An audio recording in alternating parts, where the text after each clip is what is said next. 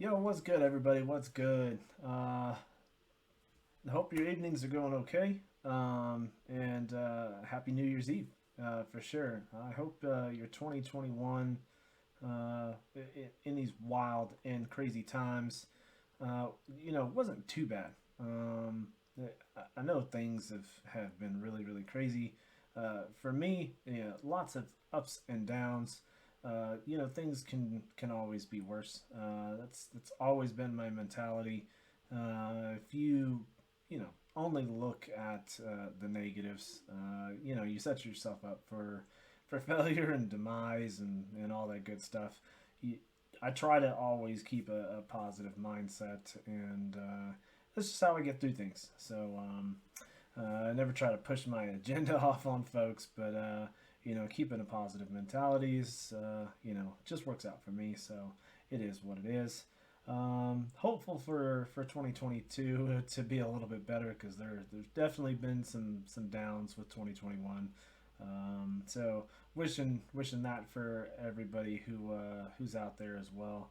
My Chud squad definitely needs some love, but it hasn't been all that bad, for sure. Let's see if we can get this here to work. And here we go. This should be a little bit better. And yeah.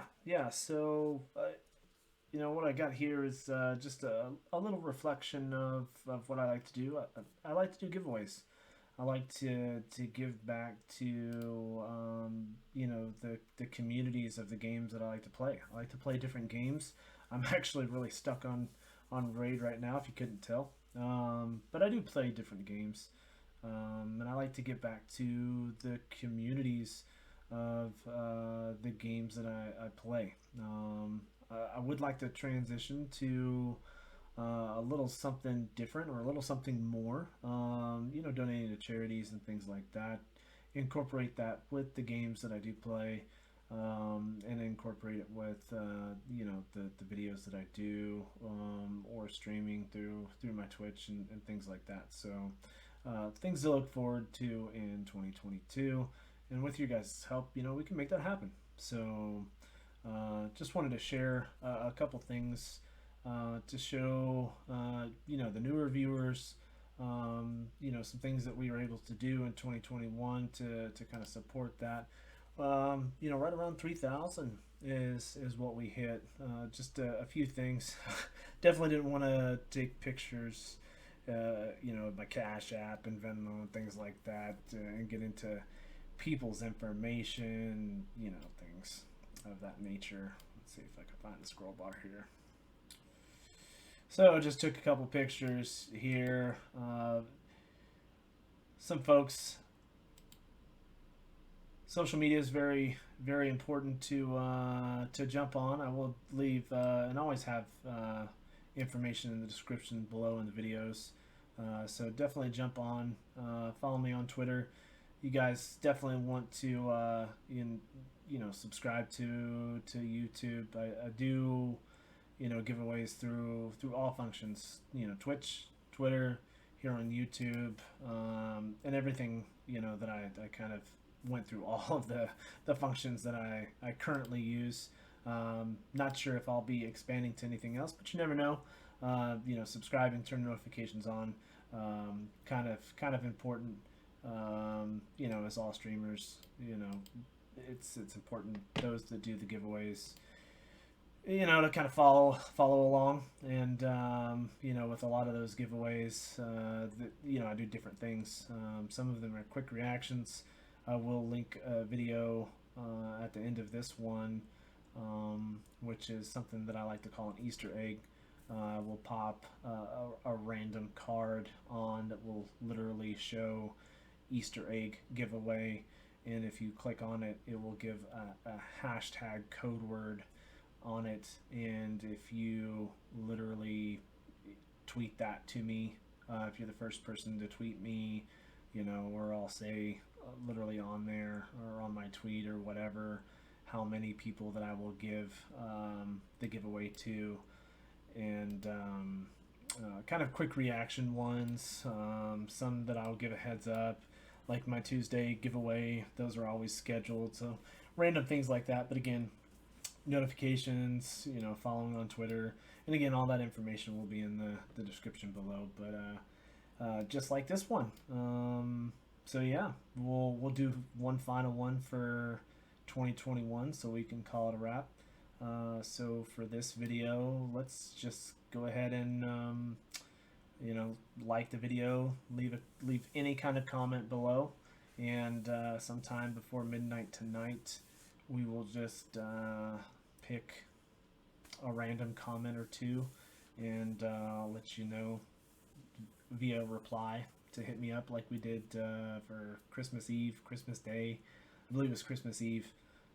We picked two winners, and I had you guys hit me up on Discord or Twitter, and both hit me up via Twitter and gave some gift cards away. And yeah, so we'll do it again tonight before midnight.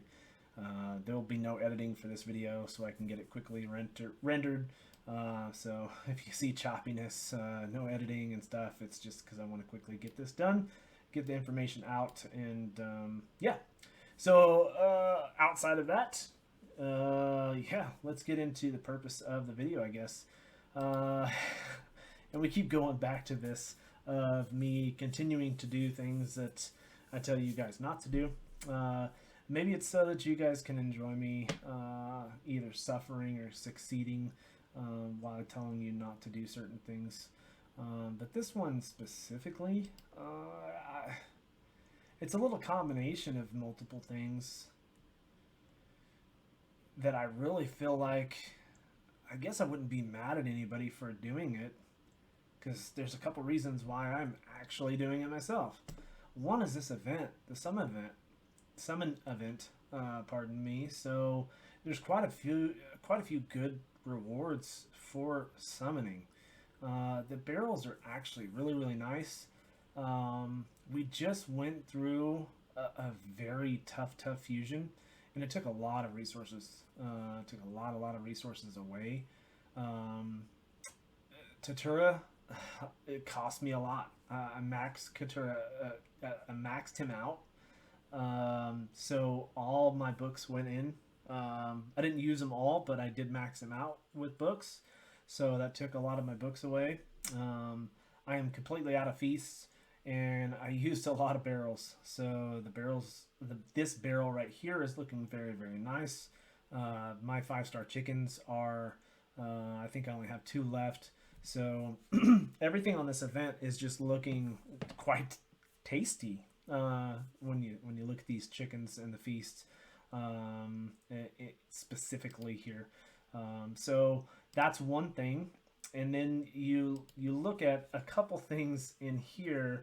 Although 10 times events, you should really stay away from. The 10 times numbers there draw you out, but they are very bad. But just the fact that all of the targeted champions are good for an area of the game that I am kind of struggling with personally, and I think a lot of people are struggling with Hydra. Whether it's, you could be late game, in game, not even messing with Hydra. Literally, Plarium is telling you these are Hydra specific champions. If you didn't already know, they're coming in here into the news and telling you these are, Hydra specific good champions. Now, is that a push to try to get you to spend and to get them? Probably. I mean, it is a business and they're trying to make money, but the facts are that they literally are good Hydra champions, and the fact is that I need to get better for Hydra. So there's just multiple things here that are pushing me to go ahead and say it is okay for me to do that, and for the educational purposes of needing some content, not too bad. I do not have, we're not going to get too deep into detail. A lot of you folks have the game and can look in here. I don't have a Boro. So it would be really, really nice to start picking up really, really good champions for the Shadowkin faction, because I need to increase my Shadowkin faction and good champions for it. I did do the fusion for and gave up Thylesia, and I have not recouped her yet. So it would be nice to get her back.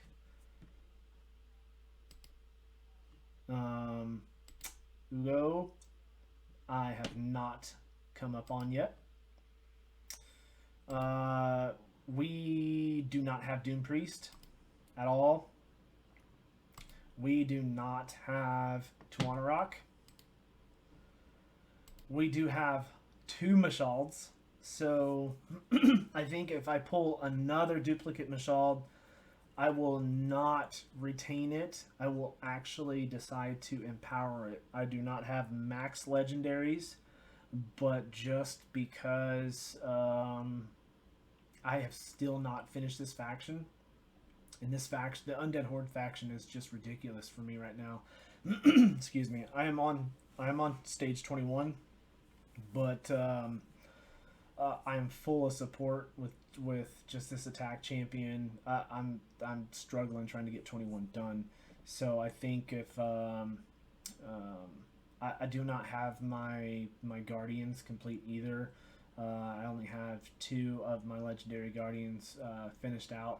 I would probably be smart to hold on, but the probability of me pulling a 4th Mashald and pulling it anytime soon is highly doubtful. If I absolutely actually get lucky doing it in this video, I will probably just use it to empower the one I have built, because I just really feel silly having 3 Mashalds just sitting there staring at my face. It feels silly having 2 staring at me right now.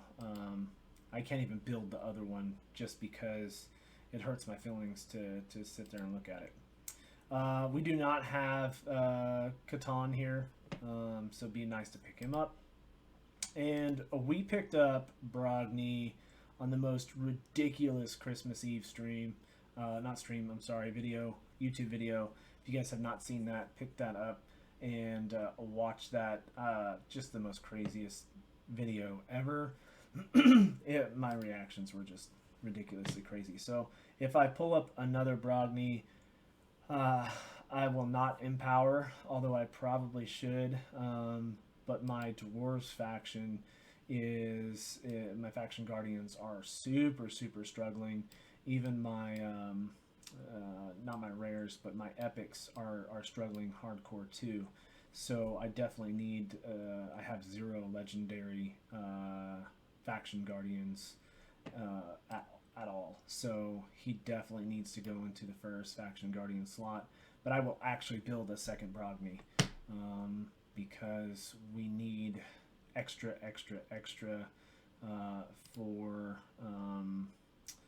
for the Hydra. And now that I say that, I'm wondering if I should build that second Mashal. But yeah, still lots of Hydra work, and I still have yet to completely get enough good gear to completely build Brogni right now. So still working on that. So it would be kind of silly to build that the second Mashal just yet. So lots of stuff to do, but let's get into the good stuff. I believe we have plenty of space here. Not doing the math in my head. I mean, I'm literally doing it right now. So I am doing the math in my head. Got plenty of room. Let's go ahead and pull 2 right now and get it started. Wish me luck before we get in here. And we'll do 2 right now. And then we'll do 10 at a time. And then we'll move step by step and get a little bit closer. Sentinel. Not a lot of love to start off. 2 blues in a row. And time to go to 10s. We are needing the good luck. And Ancient Shards have done me so well. Let's get it started.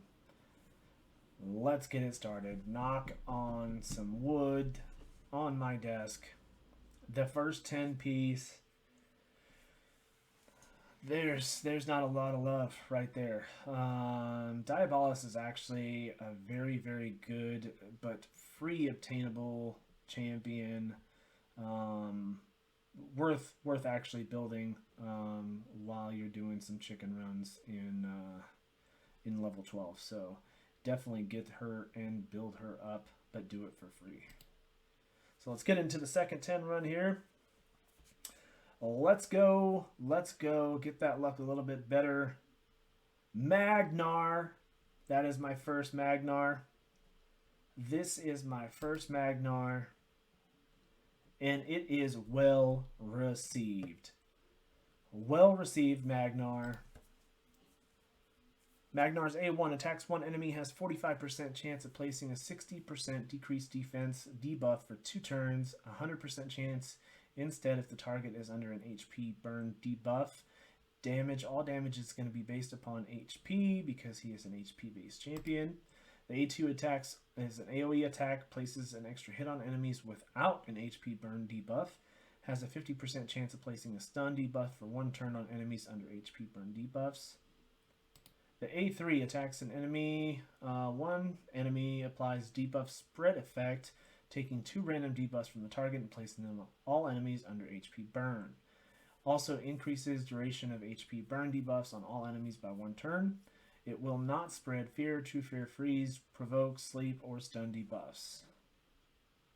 And then we've got the passive Flesh Melter. This champion heals by 1% of their max HP every time anyone in the battle takes damage from an HP burn debuff. And then we have the Aura, increase ally defense in Doom Tower battles by 30%. A very, very good champion here. HP burn is, I think it's starting to get better. It was completely underrated, but it's starting to be more recognized. The 60% decreased defense is the highest there, and debuff spread is being more used and more recognized now due to its recognition in the clan boss, and it's being used a lot more in the arenas. So very, very good. Welcome to the squad, Mr. Magnar. And then no one else here really to speak of. Free champion, Gaelic, a starter champion. We are in our 30 pull here. Doom Priest. There is one of our 10 times. Although the luck is never in your favor, we have pulled up Doom Priest. And we have one of those 10%, or one of those 10 times. And welcome to the squad, Doom Priest. So we've got 2 new, very, very good champions. And the squad is increasing. A1, attack one enemy. If the hit is critical, place 15% increased critical rate on a random ally for 2 turns. The damage is based on attack, even though it's a support-based champion. A2 is places 50% increased attack buff on all allies for 2 turns. It is a 4-turn reduced to 3-turn cooldown after being booked.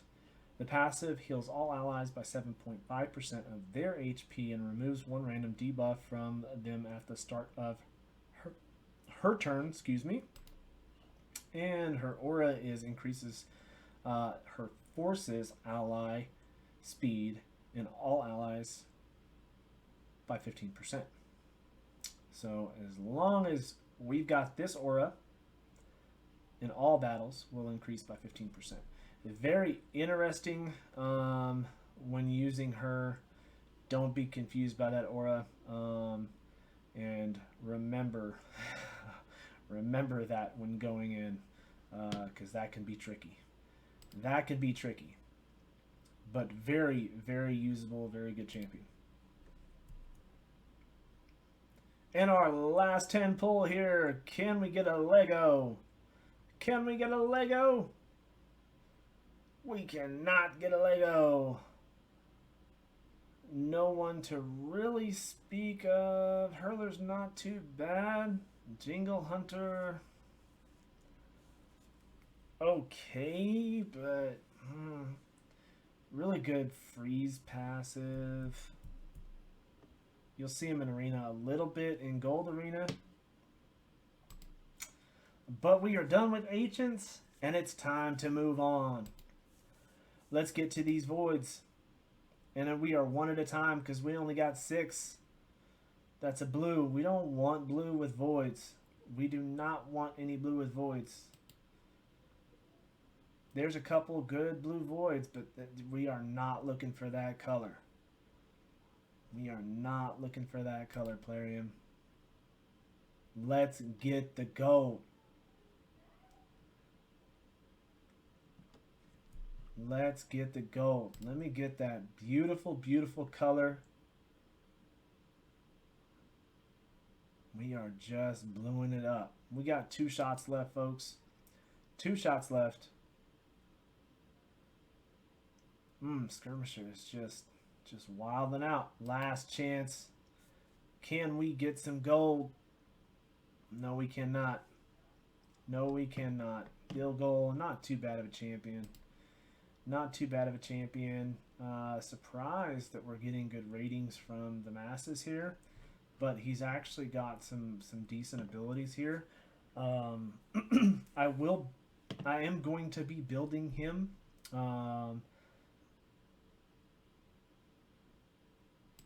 Faction Wars, he's actually really, really good. His abilities here, decrease speed 15%. And then Ascended here, because he comes up so much when you're pulling Voids. Just use his duplicates to make sure to get all of his abilities maxed out. But attacks all enemies 2 times. Each hit has a 50% chance of placing a 50% decrease accuracy for 2 turns. Don't use books on these guys. Anything rare, yeah, don't use your books on them. Attacks 1 enemy 3 times. Each hit has 40% chance of placing 60% decreased defense debuff for 2 turns. Yeah, pretty decent beginning stats for a rare here, and that's the big decreased defense. So and on a 3-hitter, he's not too bad. Not too bad. I was hoping for some better stats here for our Voids, but yeah, had some pretty good Ancients there, and we came up on our 10 times, so we're doing okay. For our Sacreds, though, I do have Rector. I actually have 2 Rectors, and I actually have 3 Rectors, and this one is going to get me, I think, my final lockout for Faction Guardians for Knights Revenant. So, although, I mean, she is an OP champion, as an epic champion, if placed in the right, gear, and then she is, her skills are really blessed if she's, placed with the right champions, but she is OP when it comes to faction, her faction, hitting the factions. Faction Wars, she's irreplaceable, but she can be used just about everywhere. Really, really good champion, but I specifically want to finish out my epics for Faction Guardians, and definitely worth doing this, and multiple. This is a 3-banger for doing this, and just one more added reason to go ahead and do this, but I will be pulling all 5 Sacred Shards. So let's get it, baby. Let's get these gold colors, and we'll wrap up this video. Here's our epic, the Black Bear, the better of the 2 in my opinion. Gold colors, come on. All right, Masamoto. We have a duplicate of Masamoto. I will be throwing him into... yeah, he's going to be a Faction Guardian, because we have a duplicate. He's a duplicate, because I did pick up another one by completing the final training event during our summoning event, or actually no, it was the training event, the last training event during the last big fusion. So we did have an extra after actually fusing that legendary. So he will actually be a duplicate, and he will be going to my faction guardian. So that will work. He's not an epic. He's not that good of a champion, but anything to get my faction guardians completed, I'm all for it. So let's keep going. It's not an L, it is actually a W, and I'll take it. Alright, Galkut. I do not have this champion, so let's check it out. Attacks one enemy 2 times, 25% chance, placing a 60% decreased defense, debuff for 2 turns. Single target, that's kind of interesting. Attacks all enemies 1 by 1 in random order. Damage inflicting. The damage inflicted decreases by 25% after each hit. That's interesting. That's an interesting hit. Attacks all enemies. Places a bomb that detonates after 2 turns. What is up with this? What is up with this? I'm going to have to do some research on this after this video, because that is the most silliest ability I've ever seen in my life. So I'll try to pin a comment after I do some research on this, guys and gals, and, and try to find out if there's anything special about this other than how ridiculous it is for an epic champion. I mean, epic champions are supposed to have some coolness about it, but this is almost like uncommon, like horrible, unless it's got some crazy multiplier that I'm just not aware of at the moment. And then we have our aura of increased ally critical rate in dungeons by 24%. It's actually a really OP aura critical rate increase, and for dungeons, that's interesting to have that kind of amount of aura. So that's kind of interesting. So yeah, I'm gonna have to do some research on this champion. I'll try to pin a comment for you guys. We got 2 shards left. We got Rector Drath. We knew this one was coming. I wish they would just give us Rector Drath for free and give us our shard pool on this one, whatever we were gonna get, but give us our reward for pulling 4 shards of Rector, and then give us our shard pool for this. So give us our reward for pulling 4 shards, not give us this as our 4th shard pool. So let's get this 5th one and give us a Lego. We didn't get it. Instead, we got Romero. Let's check him out. Attacks one enemy, 7.5% continuous heal on the ally with lowest HP for 1 turn. Places 15% continuous heal buff on all allies for 2 turns, and steals 1 buff from a random enemy. Ascended places a shield buff on all allies equal to 25% of their max HP for 2 turns. Places 30% increased defense on this champion for 2 turns. And this is only with his girlfriend. Attacks all enemies 3 times.